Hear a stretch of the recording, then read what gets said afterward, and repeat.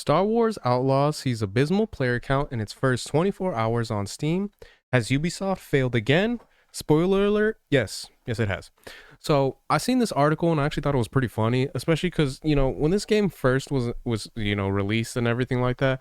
I had seen some trailers, or not some trailers, but like some gameplay footage of it, and some people that have streamed it and some people that have given it their thoughts that have been able to play, and it just seemed like a very very bad game, from the storyline to the fact that there were so many bugs and glitches in it, and it just didn't seem like a game that was really something that a lot of people enjoyed, especially when you compare it to like Jedi Fallen Order or Jedi Survivor. Most likely Jedi Survivor, because that was a more recent game that came out. But with it being in the same universe, the same world, the fact that it was so like poorly received by so many players out there was just a clear indication of where it was going. And a lot of those players and people that had mentioned it, I heard them mentioning how they were kind of excited to see this game come on Steam, because it is one of those things when it is released on consoles, you can't really get like a clear indication of what the player count is. You can get an idea somewhat from the sales numbers that they have, but at the end of the day, the best way that you can actually see how popular this is with actual players that are playing it, currently, is Steam, because they give you the numbers.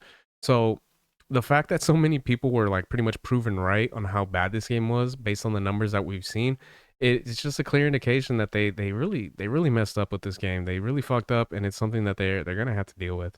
So go ahead and check out the article we got here, and then we'll give our thoughts as we go along. So, Star Wars Outlaws debuted on Steam yesterday, and many were wondering if the troubled Ubisoft title would finally find its audience. Turns out, no, it wouldn't. So, we got here the Steam charts, and this is the first 24 hours. So, it peaked at about 1582, so 1,582 players.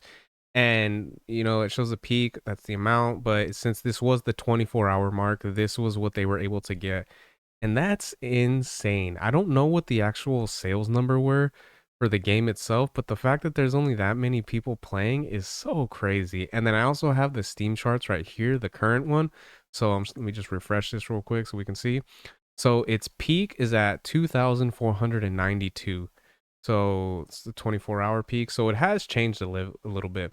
And then all time, 24 hours. So I'm guessing, I don't know if this is actual, like just the last 24 hours or in general, but if this is just the last 24 hours, that would make a little bit more sense.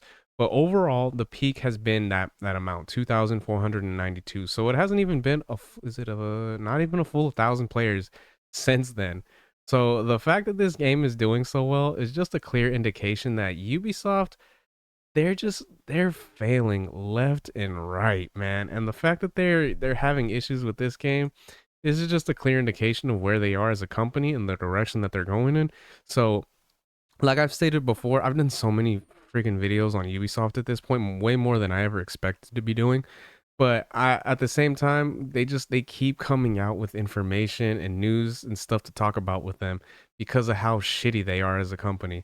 So I'm really hoping at this point, Ubisoft just either goes under and starts selling off their properties to other companies that will hopefully care for them more, or they decide to start, changing things up and actually do like a 180 in regards to where they're going, because they are not doing well at all, and it's sad. So yeah, so I'm gonna go ahead and continue on. So as of writing, the title Ubisoft admitted underperformed upon its debut has achieved a maximum all-time concurrent player count of 1,582 people. With the weekend coming up, that number is expected to rise. However, it remains to be seen by how much. So a little bit less than 1,000, which is crazy, considering that that's been, for the past week, this whole for the past weekend. So that's wild. So Outlaws was a buggy title from launch, with game-breaking glitches hindering players' progress. Ubisoft offered early access to players who bought the game's special edition. However, a glitch and subsequent update wiped early access save files, utterly undoing the premium benefit for anyone who shelled out the cash.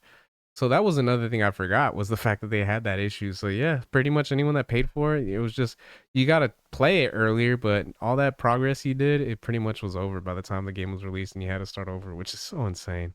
So Star Wars Outlaws needs a few patches to deal with the bugginess. Kind of hard to do stealth when stuff like this happens.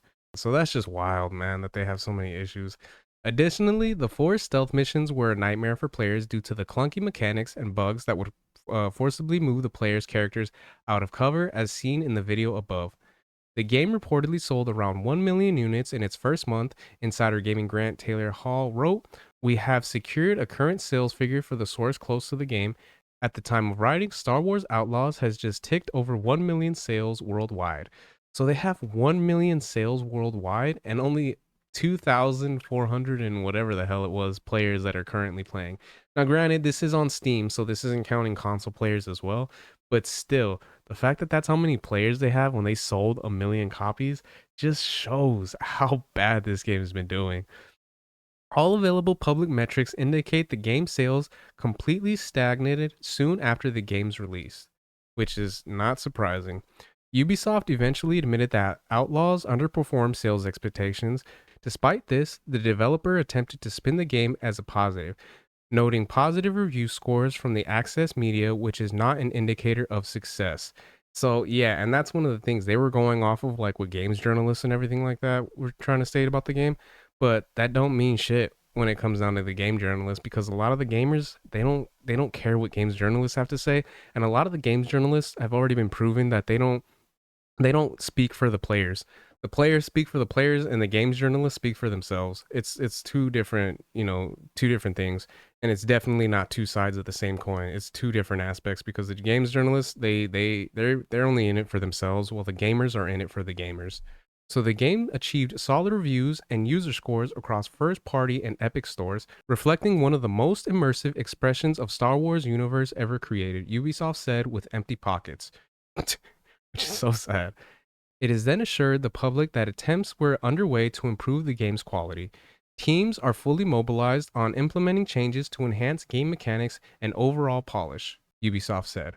Since launch, the team has delivered 3 title updates focusing on quality of life features and buggy fixes, notably improvements in stealth mechanics, NPC AI, and save features, which is the sad thing about Ubisoft, because I've been hearing a lot of their games, that's what they pretty much do. So the fact that they went this direction, it's extremely unfortunate, but at the same time, it's Ubisoft, so you can't really be too surprised.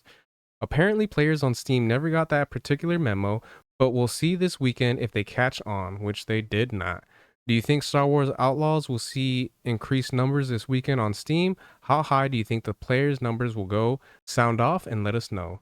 So that's, it is what it is. At the end of the day, Ubisoft is in a really, really bad place. But like many other companies out there in the gaming industry right now, like, you did it to yourself.